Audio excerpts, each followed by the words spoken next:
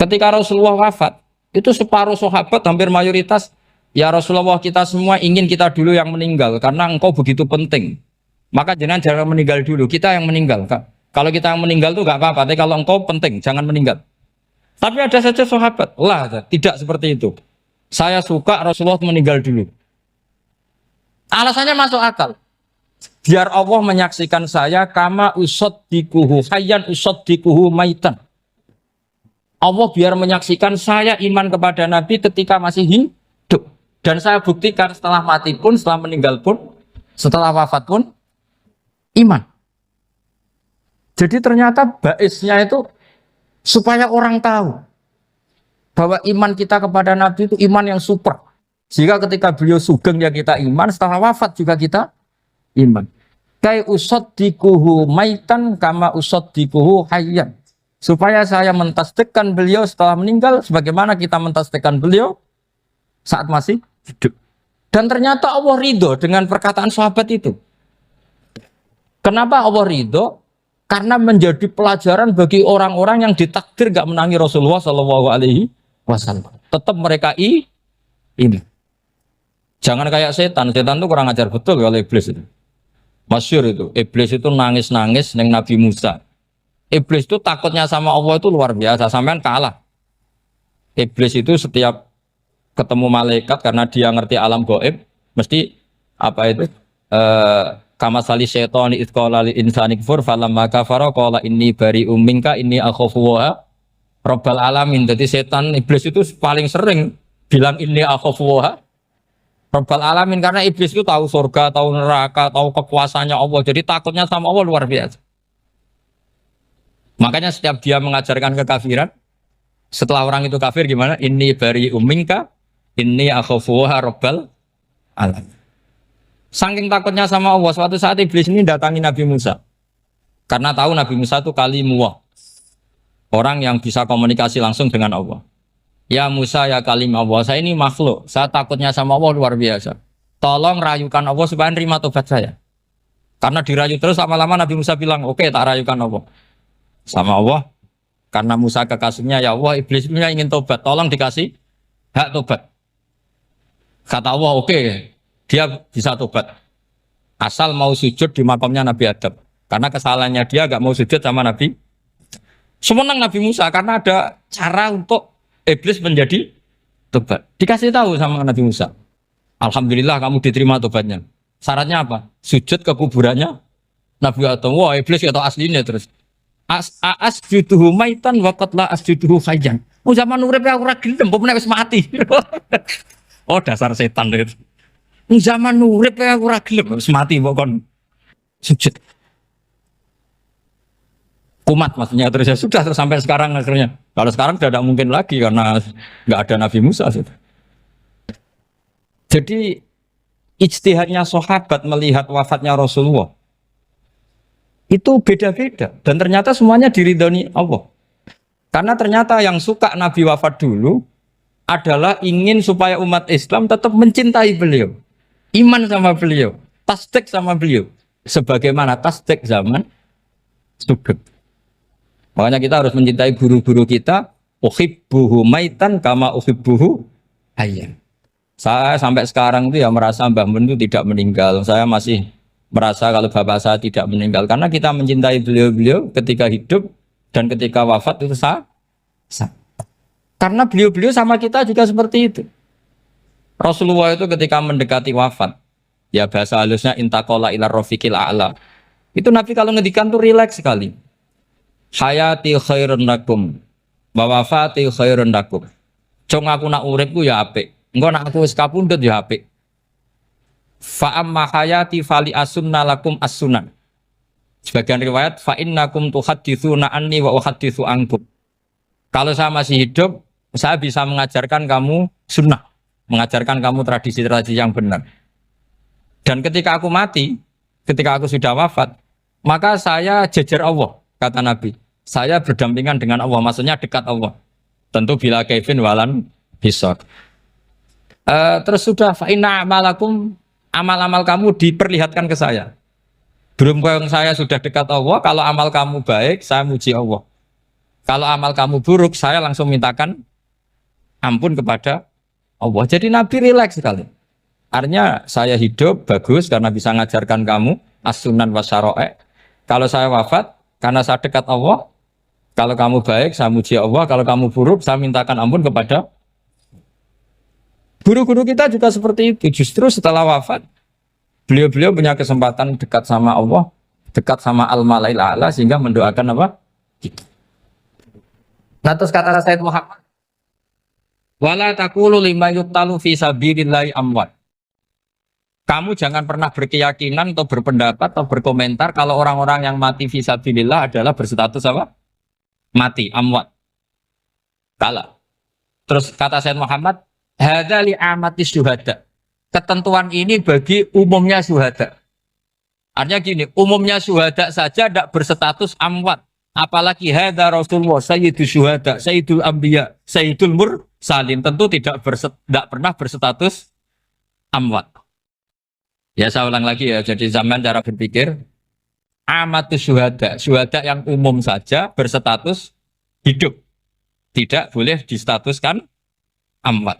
Apalagi Rasulullah itu sayyidus syuhada, sayyidul anbiya. Maka status beliau pasti hayyun la yamut. Pasti beliau itu hidup tidak. Dan karena beliau itu asfaq, sangat sayang kepada kita, sebagaimana zaman beliau hidup itu sayang kepada kita, sampai nangis-nangis minta hak syafaat, maka setelah meninggalkan pun beliau pasti sayang kita dan pasti berusaha supaya kita diampuni oleh Allah Subhanahu wa ta'ala. Sehingga ada sahabat yang tadi berpendapat kalau saya nggak masalah Nabi wafat dulu. Supaya Allah menyaksikan saya usaddiquhu maitan kama usaddiquhu hayyan. Jadi ini cerita sudut-sudut mana. Fikih itu penting sekali. Kata Sayyid Ali yang Shahibu Simtud Durar itu, wabihi qiwamus syariah. Yang bisa mengawal syariat itu hanya fikih.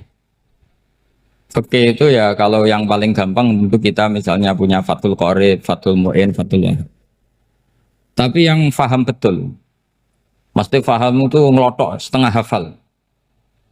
Jangan bawa kitabnya tok, sementing sekian semester terus selesai. Itu sama-sama dosa, itu dosanya ya dosa, mahasiswanya juga dosa. Karena sudah terlanjur sarjana agama, ternyata nggak bisa, itu kan mendingan ndak sarjana agama. Itu saya tak cerita sama Kiai Roba, itu ada fatwa Kiai juga wali. Suatu saat ada penyanyi dangdut top terkenal di Indonesia itu nyanyi dangdut, ya penyanyi ya dai, entah itu hakikat entah majas tidak tahu. Itu Kiai itu fatwanya lucu. Kalau kamu datangi dia pas main dangdut, masih saya beri izin. Tapi kalau datangi dia pas pengajian, itu tak larang.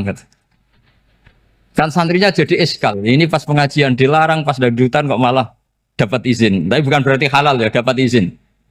Dapat izin kan potensinya bisa karena dilarang lah ya tetap belerot. Terus suatu saat si santri ini setengah wali, tidak wali tapi setengah. Lama-lama itu memahami gurunya. Memahami gurunya, ternyata sirinya begini. Kalau seorang penyanyi yang tidak pernah ngaji, kemudian ngomong agama, itu potensinya itu fadallu wa adallu, sesat dan menyesatkan. Tapi kalau dia sedang nyanyi dangdut, penyanyinya cowok, sama jangan bayangkan dangdut putri, enggak, itu cowok sudah tua lagi.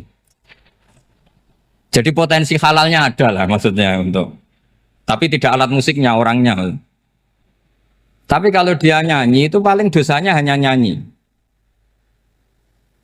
Saya ulang lagi, murid tadi akhirnya paham kalau datangi pengajian itu artinya ikrar kalau dia seorang dai atau seorang yang layak ngomong apa? Agama. Itu lebih bahaya karena kita santri, apalagi kita doktor atau MM terus ngekrori orang yang nggak jelas asal usulnya. Tapi kalau nyanyi kan nyanyi saja. Sehingga itu menjadi fikih. Bahaya terbesar dalam fikih adalah apa? Mengkaji fikih tidak dari ahlinya. Ya saya ulang lagi ya, mengkaji fikih tidak dari apa? Ahli. Nah kenapa demikian? Begini, saya beri contoh. ilmu fikih itu tentu pertama dari Rasulullah Shallallahu Alaihi Wasallam, kemudian bersanad sampai kita atau kita sampai Rasulullah. Itu ngalami sekian ijtihad yang tidak mudah. Saya beri sekian contoh. Dulu Imam Syafi'i itu sukanya sama guru yang miskin, ya karena rata-rata santri juga miskin. Jadi mesti ngidolakan guru yang miskin, karena sesama miskinnya harus berkoalisi.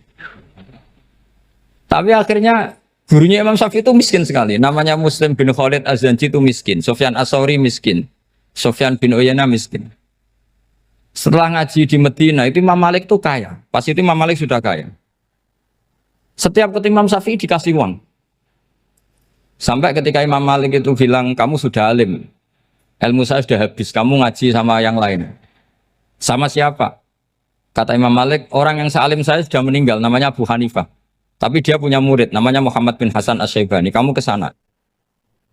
Terus Imam Malik datang ke Baki. Dulu Baki itu pasar rental, ya Grab lah kira-kira sekarang. Itu mengumumkan, siapa kafilah yang mau ke Irak? Kita ya Imam Malik, dibayari sama Imam Malik. Ini yang antar ke Irak, ke Muhammad bin Hasan Asy-Syaibani. Imam Malik mulai ngeper. Guru saya yang miskin tidak pernah nyangoni, guru-guru saya yang kaya sering nyangoni. Mulai memasalahkan kiai miskin gitu, kira-kira seperti itu mulai masalah. Setelah datang ke Irak di Muhammad bin Hasan Asy-Syaibani itu si Muhammad bin Hasan Asy-Syaibani itu kalau ngitung uang itu di meja tamu. Jadi punya emas lantaan, punya uang. Kira-kira kalau Indonesia punya rupiah, punya dolar, dihitung itu di ruang tamu. Kata Imam Syafi'i, saya dengan Imam Malik saja nggak serik, ini lebih kedonyan lagi kiai. Ngitung uang itu di ruang tamu. Terus akhirnya si Muhammad bin Hasan Asy-Syaibani ini ahlul usul, dia pakar usul. Kamu heran sama saya kan? Iya, kiai kok kedonyan. Dia ngomong gitu. Tapi kata Muhammad bin Hasan Asy-Syaibani, kalau kiai tidak boleh kaya, itu tak kayak wong fasik. Dan gue demenan, gue mabuk. Oh jangan, nanti dipakai maksiat. Tenjenengan mawon kersane digetoat. Berarti kiai oleh sugih, pun angsal-angsal. Semenjak itu jadi satu fikih bagi Imam Syafi'i. Ternyata kalau mengharamkan kiai sugih, berarti membolehkan yang fasik sugih. Kalau yang fasik sugih bisa dipakai i'anah alal maksiat. Semenjak itu mindset pikiran Imam Syafi'i rubah. Saking rubahnya sampai beliau berpendapat orang bisa beli Alphard, kok beli carry itu haram. Bisa jadi bupati kayak Pak Roba, jadi RT haram. Sokanya gitu. Bisa keren kayak Gus Bak kok jadi orang pendengar haram. Pokoknya haram terus. Karena dalil beliau al-Islam ya'lu wala yula alaih. Coba sampean ridho misalnya jadi orang Gresik dipimpin orang yang enggak sholat, ridho ndak? Ndak. Atau sholat tapi nggak bisa ngaji, ridho ndak? Ketika yang bisa ngaji berpotensi jadi buba, terus keterusan. Karena Imam Syafi'i keterusan, ya umatnya keterusan. Akhirnya orang-orang Syafi'i itu politikus rata-rata. Ya, makanya sama jangan kaget sama Baruba. Kakak saya wakil bupati ini. Putranya Mbah Mun ada yang wakil apa? Gubernur. Dulu Gus Wahid yang menteri agama. Itu asal usul dari perubahan fikih, mindset, cara berpikir Imam Syafi'i. Jadi dulu itu fikih ditemukan itu jelimet, ada perdebatan. Itu tidak hanya pada level ulama, pada level Nabi pun ada perdebatan. Jadi jangan kira Nabi itu tidak debat, ya debat. Nabi itu asal seangkatan itu mesti debat, termasuk debat dengan malaikat. Jadi kalau perlu ya debat sama apa? Karena malaikat itu kan lugu itu gak iso mikir. Karena kalau malaikat iso mikir bisa jadi rektor. Nanti kasihan Pak Salam ini. Malaikat gak boleh jadi rektor. Malaikat Israel itu nggak tahu etika. Jadi beliau ketika mau membunuh, mencabut nyawanya Ibrahim datang, ya Ibrahim saya ini disuruh nyabut nyawa kamu. Kata Ibrahim, wah kamu itu pasti salah. Kamu tahu saya siapa? Saya ini Khalilur Rahman, kekasih Allah. Masa kekasih membunuh yang dikasih? Ini nggak benar, logika itu nggak benar. Pasti kamu salah. Karena Israel itu tidak bisa debat. Ketika ditanya, hal ra'aita khalilan yumitu khalilah, masa kekasih membunuh yang dikasih? Saya ini Khalilur Rahman. Masa Allah mencintai saya kemudian membunuh saya, itu logika agak bener. Enggak keliru, kamu itu keliru. Israel akhirnya terbang lagi. Ya Allah, katanya logika saya ini salah. Karena masa kekasih membunuh yang dikasih. Karena Israel nggak pernah sekolah, nggak pernah sekolah. Nggak bisa dia jawab. Akhirnya diajarin Allah. Dah kamu bilang gini ke Ibrahim. Hal ra'aita khalilan yakrahu ayyalqa khalila. Masa kekasih tidak siap ketemu yang dikasih. Dibalik logikanya. Akhirnya datang lagi ke Israel. Kata Allah begini, masa jenengan kekasihnya tidak siap ketemu yang kau kasih. Oh ya oke, mati gak apa-apa.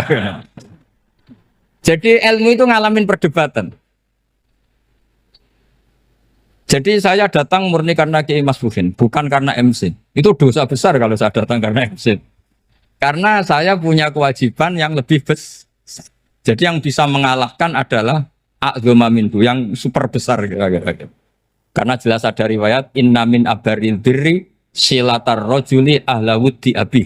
Ya, inna min abaril birri silatar rojul ahla wuddi abi. Di antara kebaikan yang sangat baik adalah seseorang menyambung teman bapaknya. Padahal sampean kan nggak mungkin teman bapak saya. Teman saya aja nggak mungkin, nggak level apalagi bapak saya kan. Jadi malah mohal itu. Saya berkali-kali cerita di mana-mana cerita, fikih itu harus dievaluasi. Karena ini masalah furu'iyah. Saya berkali-kali cerita di mana-mana cerita. Hukum berteman orang fasik gimana? Pasti orang jawab haram karena takut ketularan orang fasik. Tapi kalau dibalik, hukumnya bina orang fasik gimana? Ya baik, umatnya Nabi. Bisa bina kalau berteman. Kamu bisa bina orang fasik tanpa berteman? Gak bisa. Jadi kalau dibalik, hukum berteman orang fasik gimana? Haram. Hukumnya bina orang fasik? Baik. Bisa bina kalau berteman. Berarti berteman orang fasik? Ya terus nanti pada level lapangan sih gampang. Kalau yang soleh membina yang fasik dan yang fasik ketularan yang soleh, maka ternyata kalau yang soleh ketularan fasik ya berarti ternyata buruk. Tapi kan hukum masa nunggu kenyataan kan, jadi nggak hukum. Di mana-mana hukum itu kan ada asumsi karena ini masalah ijtihad. Nah itu yang dilakukan para ulama kita. Jadi sampean harus mengkaji fikih secara detail karena tidak hanya kita yang khilaf. Nabi-nabi juga khilaf dalam menentukan dakwah ilallah. Wali-wali kita kayak Abdul Hasan Asyadili sama Sayyid Abdul Al-Haddad itu juga. Imam Ghazali ya khilaf. Imam Suyuti itu kalau ketemu Al-Qastolani itu saling tidak nanya, saking nggak cocoknya. Masyhur itu. Jadi ulama ora cocok. Bedanya nak saiki perkara partai. Kalau orang dulu enggak. Karena pakai asumsi. Pakai asumsi karena memang susah. Nggak misalnya memang tak bedai, tak beri yang nggak misalnya ada orang rukuk kemudian kentut, itu sholatnya batal apa enggak jawab saja. Nggak, orang sholat kemudian pas rukuk kentut atau kelihatan auratnya, sholatnya batal apa enggak? Batal. Itu keliru nih sampean, itu salah dosennya mesti itu. Pertanyaannya gini, yang dikatakan sholat itu kan aqwalun wa af'alun muftatahatun bitakbir muftatamatun bitaslim. Lalu ketika sampai rukuk apa sudah namanya sholat sehingga kamu katakan batal? Namanya sholat aja belum kok sudah kamu katakan batal gitu.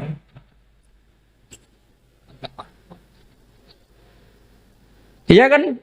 Jadi kalau aku mau sholat pas rukuk ngetut batal atau ora? Mestinya jawaban yang benar, ya ora sholat jadinya gitu.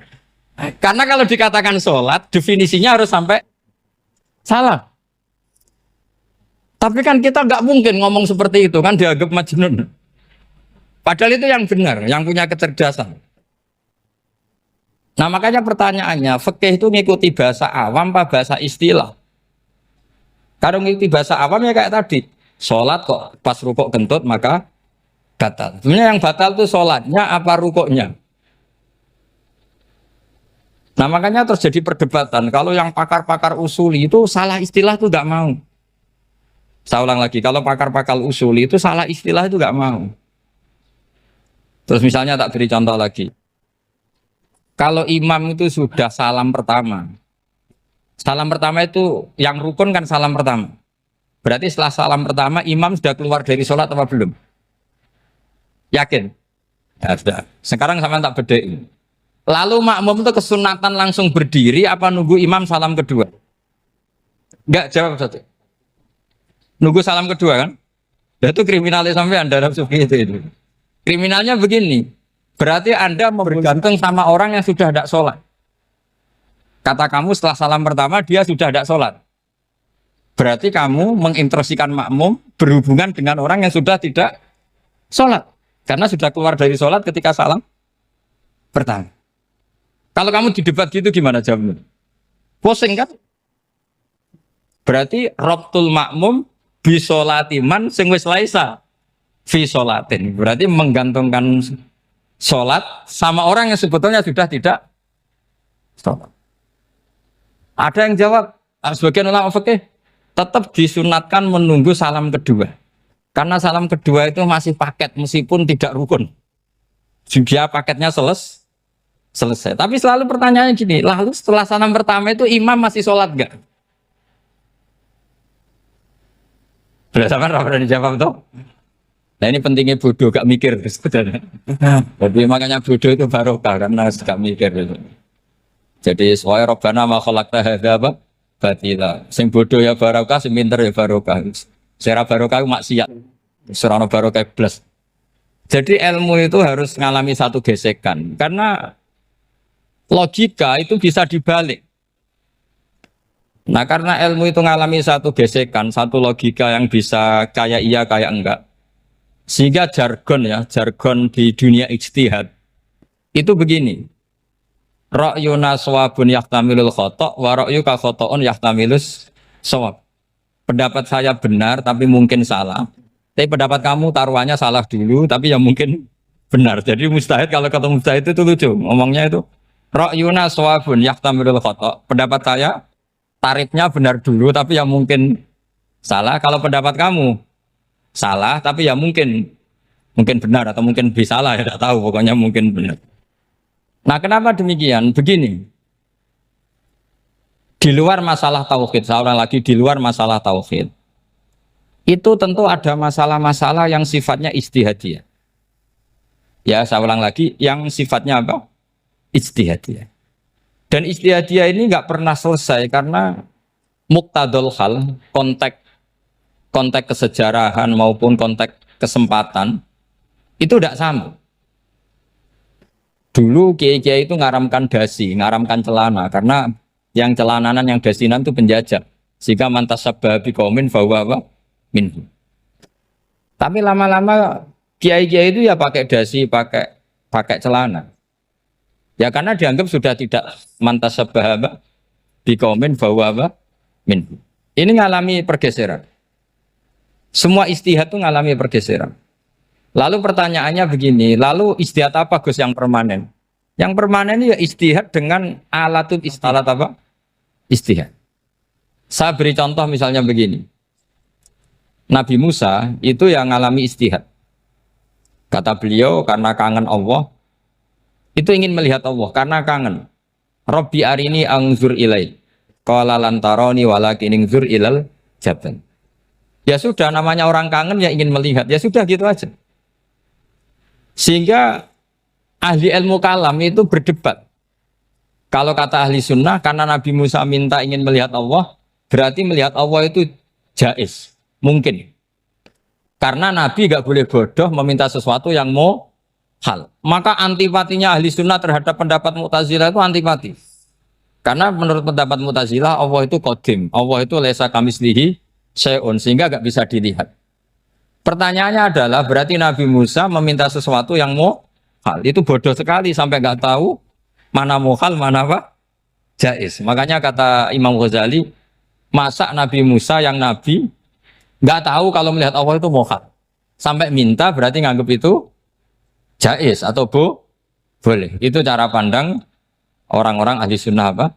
Wal jamaah. Tapi tetap saja sebagian ulama itu ya balelo. Yang kayak Mu'tazilah itu ya balik loh cara berpikir pokoknya itu karena kangen bukan karena mungkin atau tidak mungkin. Jadi nggak mungkinnya tetap tidak mungkin.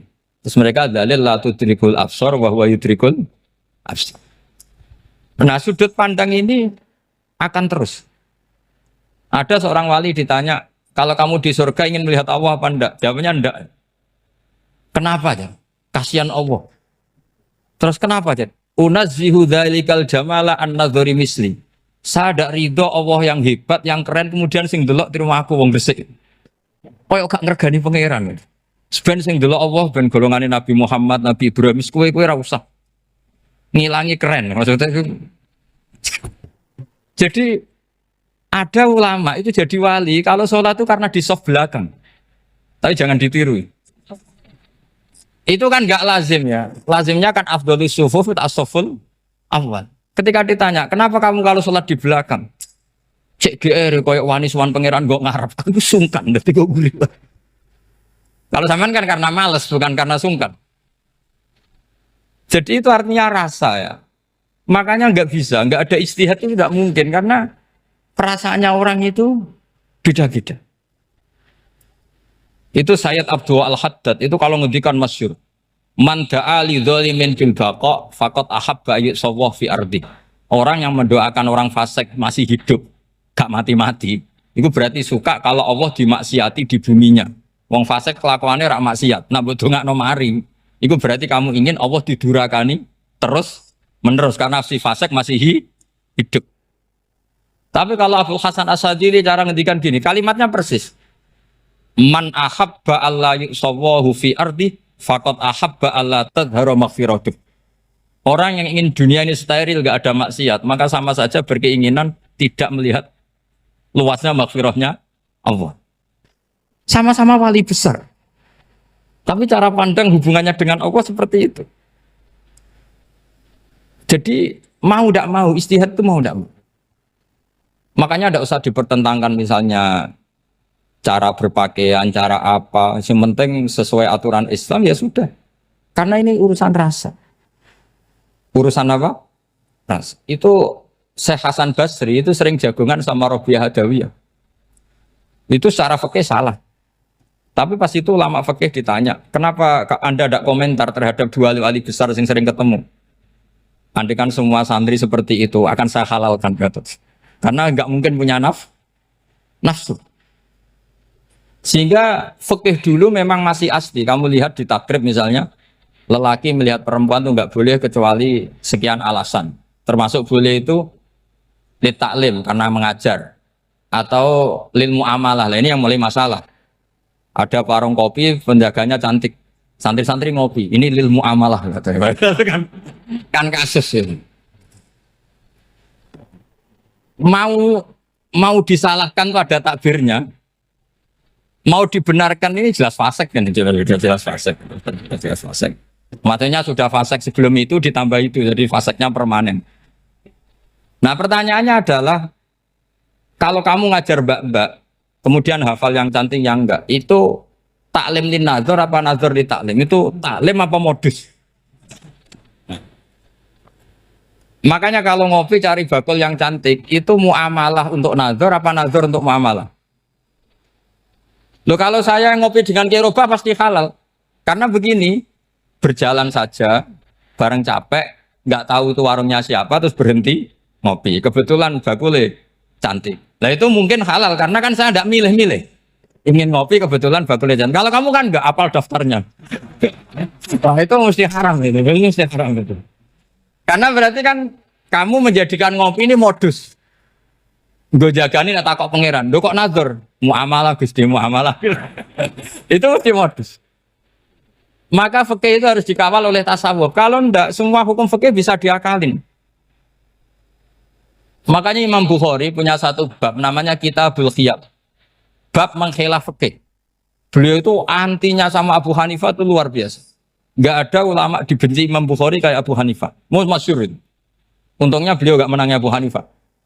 Kalau menangi geger terus. Bisa faksul masail terus. Itu Abu Hanifah itu ulama yang suka khilaf. Khilaf itu ngerekayasa hukum.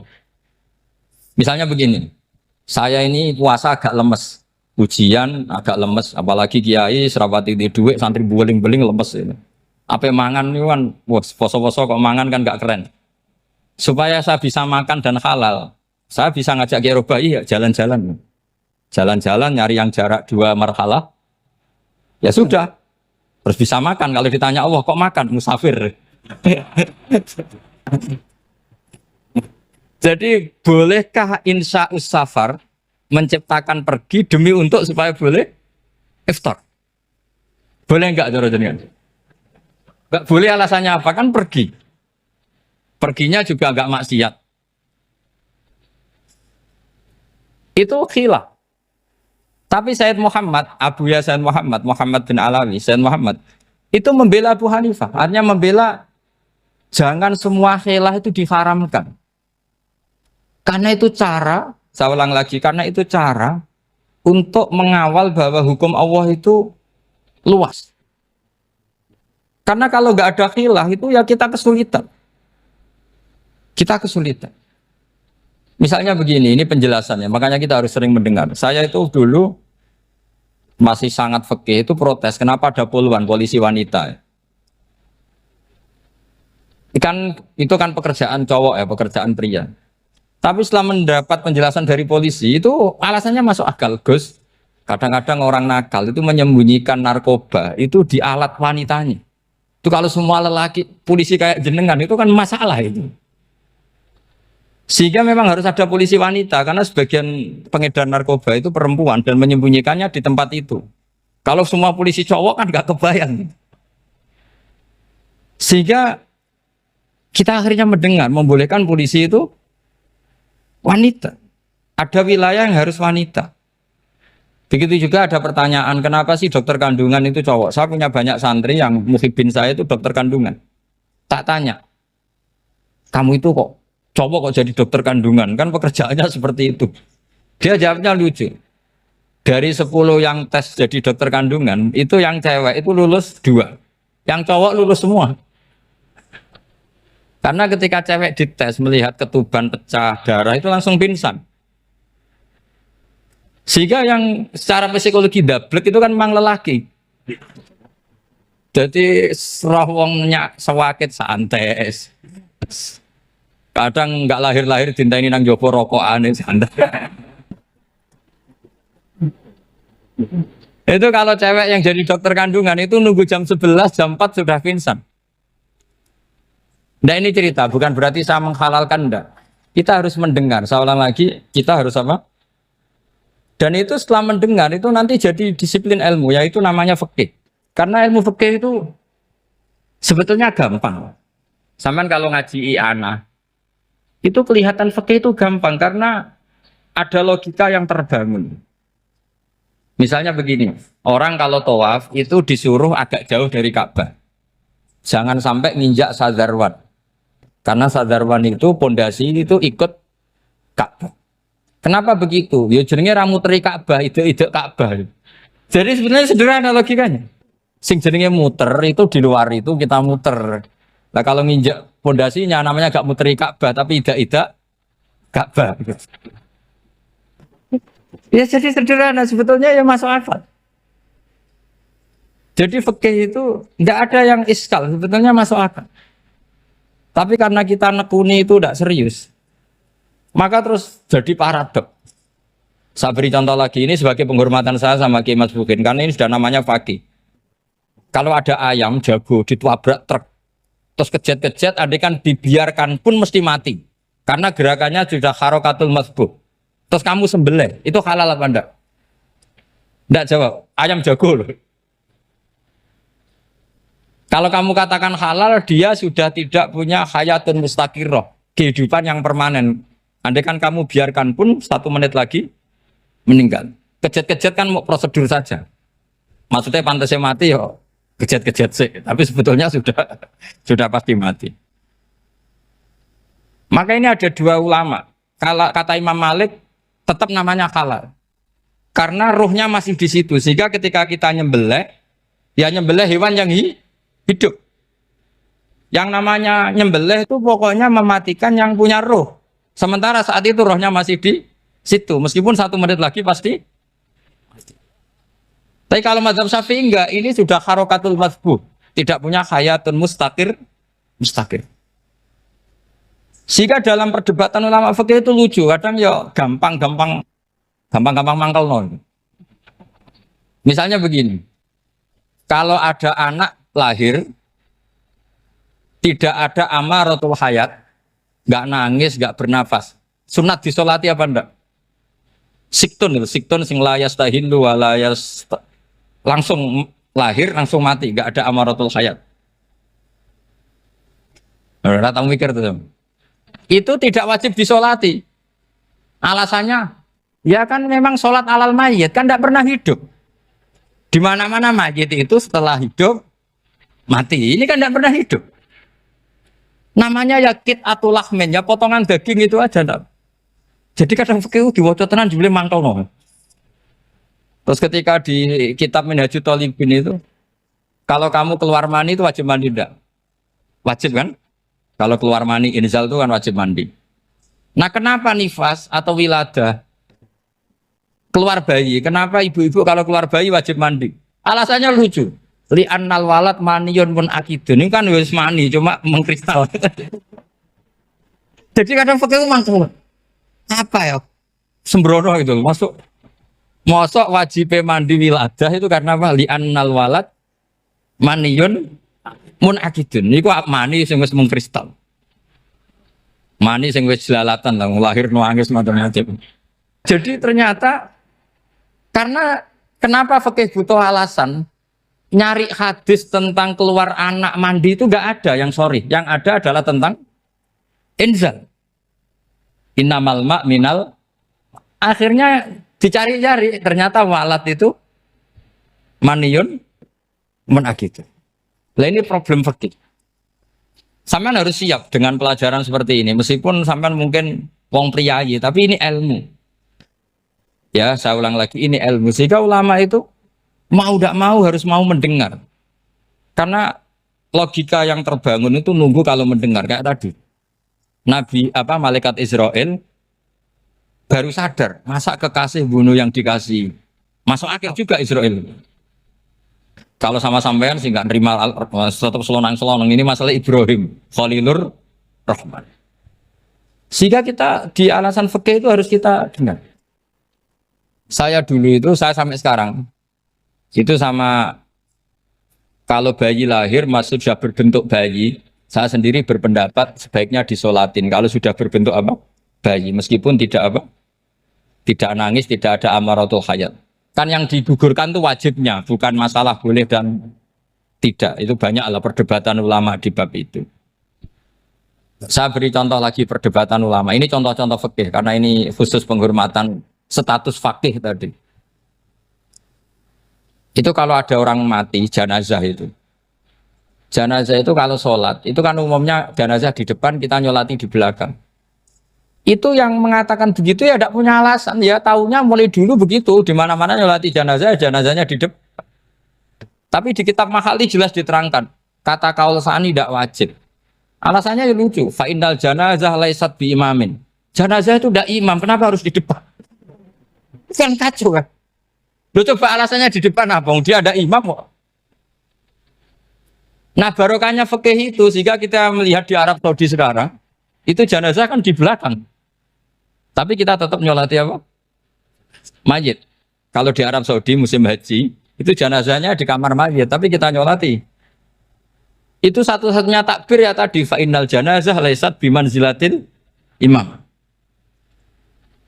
Tapi jangan praktekkan, nanti dia kepaliran sesat. Saya hanya cerita ilmu, jangan dipraktekkan. Kalau dipraktekkan masih jadi aliran sesat. Mono jenazah ning mburi imame kok ngarep aliran sesat. Sebetulnya bukan sesat tuh. Uji coba fikih. Ya karena tadi fa innal janazah laisat bimanzilatil. Bukti lagi kalau sampean sholat ghaib. Sholat ghaib itu misalnya mayitnya di Surabaya, boleh enggak sholat ghaib di sini? Terus jenazahnya di belakang kamu apa depan kamu? Nah ini kan fikih itu pokoknya gitu. Makanya standar furu'iyah itu susah. Karena perdebatannya itu mirip-mirip. Kayak iya, kayak tidak, kayak. Makanya dulu zaman sahabat, Ada sahabat itu mencintai Rasulullah. Senengannya sowan. Bukti cinta sowan. Banyak juga yang sahabat bukti cinta Nabi itu tidak pernah sowan. Alasannya ganggu. Kenapa kamu jarang sowan Nabi? Saya sering jamaah sama Nabi, saya tidak pernah sowan. Kenapa? Ganggu. Biar Nabi kalau di rumah sama anak istrinya, saya tidak mau ganggu. Makanya saya termasuk kiai yang gak pati seneng disowani. Karena ya itu tadi. Kalau ngulang seneng saya, kalau disowani biasa saya. Kalau Kiai Roba itu nilai, nak pernah sepuh jadi rasuan nilai. Jadi beda, saya sering ditilii kiai-kiai sepuh. Tapi bahasanya tentu tidak sowan, tapi nopo nilai. Kalau sowan itu maka kan nafkah itu seperti itu. Jadi ada disiplin, di situ ada disiplin ilmu. Yang kadang kita tidak cocok. Makanya Imam Syafi'i sendiri ngendikan, kadang beliau dengan gurunya, dengan Imam Malik sampai ngarang ikhtilafu Malik. Beliau punya data yang beliau itu sedang nggak sama dengan gurunya, yaitu Imam siapa? Malik. Karena mindsetnya itu beda. Tidak sampai misalnya saya tanya, sholat itu harus menghadap kemana? Tidak, jawab saja. Kiblat kan. Ukurannya apa coba? Namanya madhep. Wajah apa dada? Imam Syafi'i milihnya dada. Sekarang praktekkan dalam dialog keseharian. Saya jagungan sama Kiai Roba seperti ini, terus wajah saya begini, madhep enggak? Nah, itu masalah. Terus pertanyaannya, madhep dengan dada itu fis sholat apa fil qiyam?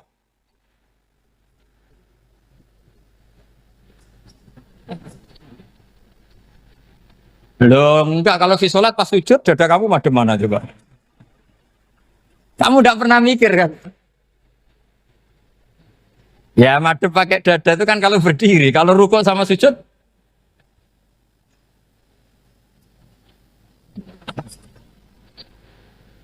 Nah itu ulama itu jelimet gitu. Makanya jarang yang menekuni profesi ulama itu. Karena menekuni proposal banyak, karena memang susah.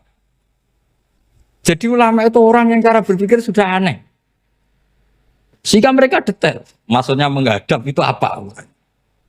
Ukurannya kalau berdiri ya dada. Tapi nggak bisa kamu katakan atawajjuh bisodri aturan dalam sholat. Fikuli sholat. Pertanyaannya lah kalau rukuk sama sujud. Dadanya menghadap kemana coba? Maka itu ilmu yang sudah jelimet. Nah ulama usul fikih, ulama yang nggak mau salah per detail hukum. Sehingga menurut Imam Rafi'i, misalnya kalau beliau ditanya sujud itu gimana ya, asal wat ujabha ya sujud. Tapi kalau menurut Imam Nawawi harus melibatkan 7 apa? Anggota, yaitu al-jabha, wal yaden, warubaten, wal qadamen.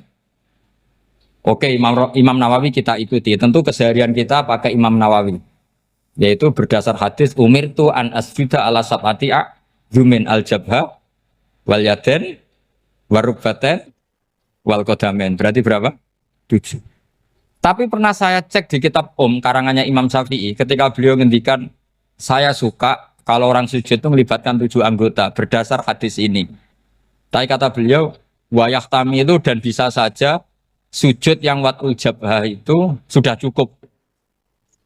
Terus kata Imam Syafi'i, limada, karena Nabi ketika sujud itu hanya ngendikan begini, sajadalaka wajhi wa sam'i wa basori.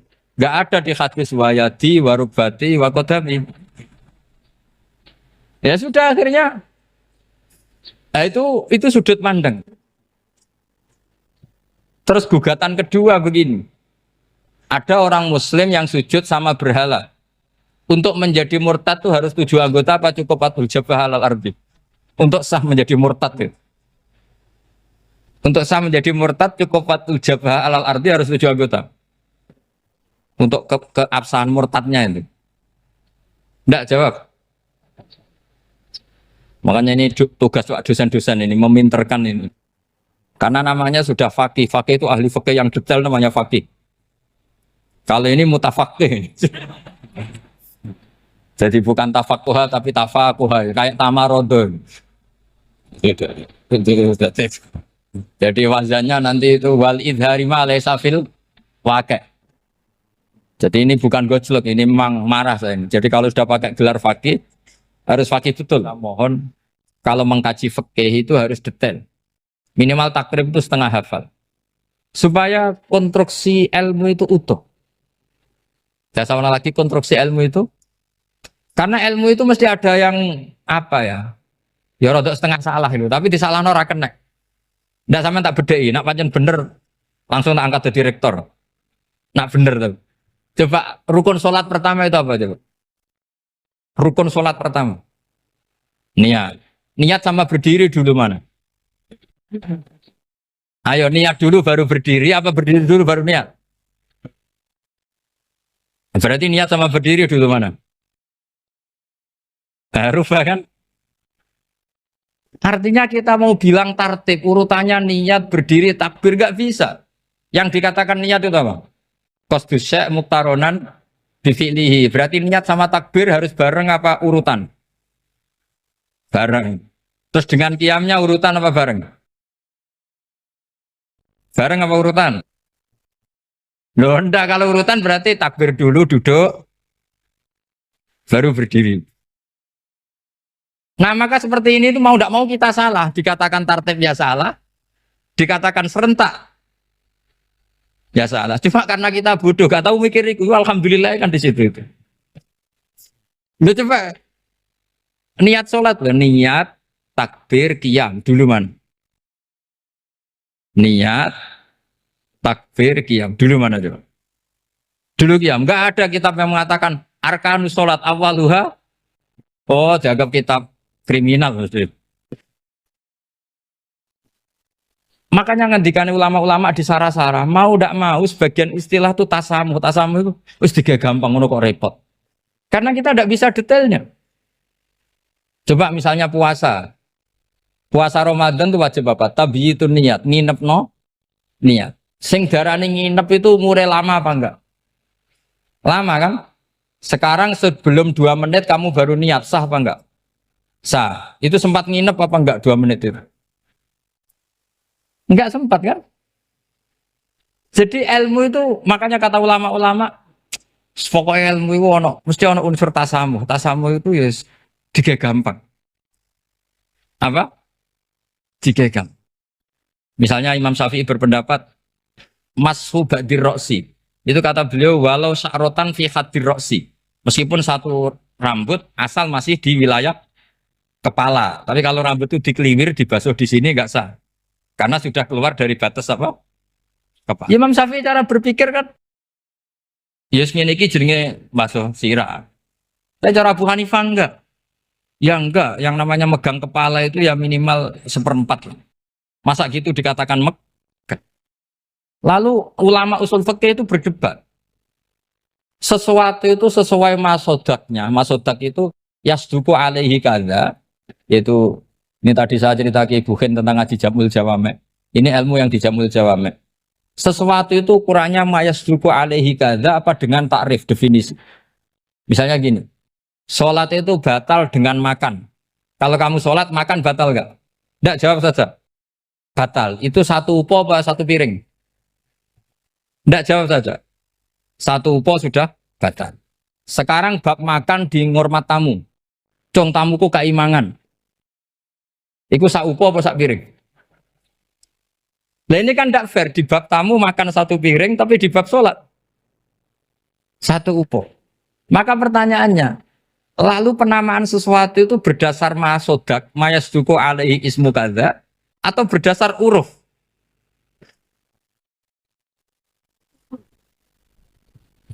Ukurannya apa coba? Maka terus jadi perdebatan. Nah ini di sini ini pentingnya ulama karena ya sekarang saya bedai sekarang. Cengkeh itu wangi apa enggak? Kategorinya cengkeh.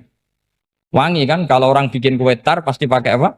Cengkeh. Pakai wedang ronde supaya manis. Apa wangi dikasih apa? Cengkeh. Nah itu saya berkali-kali cerita. Pernah mau dipikirkan orang Islam itu nggak boleh rokok karena dianggap pakai apa? Mewangi karena ada apa? Cengkeh. Tapi terus didebat. Kalau gitu berarti orang Jumatan sunat rokok. Karena Jumatan disunatkan pakai pewangi. Wah itu kan akhirnya tuh, wah iya repot ya kan. Jadi kalau cengkeh kamu kategorikan wewangen, yang orang ihram nggak boleh rokok karena pakai cengkeh yang wangi, konsekuensinya orang Jumatan sunat rokok karena berarti di masjid pakai apa? Pewangi kan sesat semua ya, jadi itu ilmu.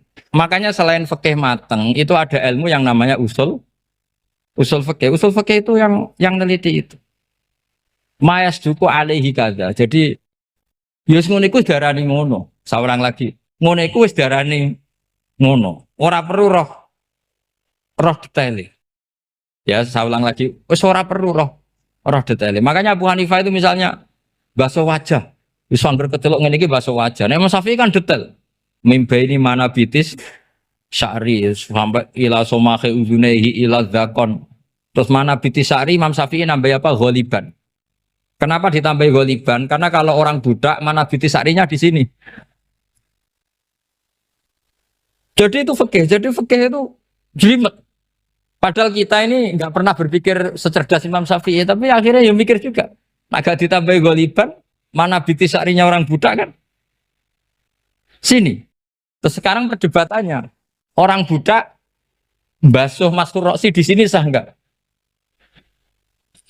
Karena tadi itu wajah apa kepala gitu kan jadi bingung gitu. Ya makanya ini mukadimah saya supaya sampean apa lebih disiplin belajar apa? Fikih dan setidaknya didiskusikan lah kitab-kitab Minhajul Thalibin atau kitab-kitab Mahali. Karena di situ nanti ada perdebatan.